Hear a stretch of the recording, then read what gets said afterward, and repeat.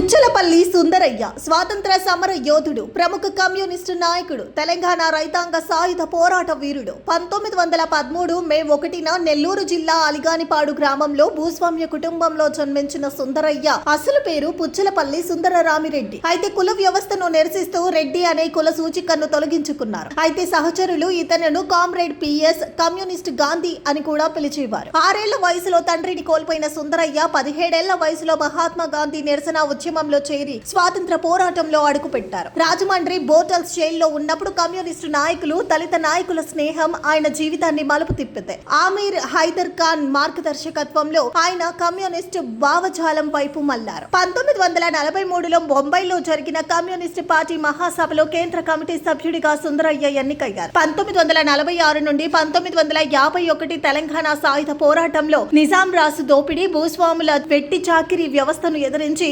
దున్నేవాడికి భూమి నినాదంతో రైతులను సమీకరించారు. 1948-1952 మధ్య అజ్ఞాతంలో ఉంటూ పోరాటాన్ని నడిపించారు. రజకారులకు ఎదురొడ్డి బడుగు బలహీన వర్గాలకు అండగా నిలిచారు. పుచ్చలపల్లి 1952లో మద్రాసు నియోజకవర్గం నుంచి రాజ్యసభకు 1955, 1967, 1978, 1983 మధ్య 2 సార్లు ఆంధ్రప్రదేశ్ శాసనసభకు ఎన్నికయ్యారు.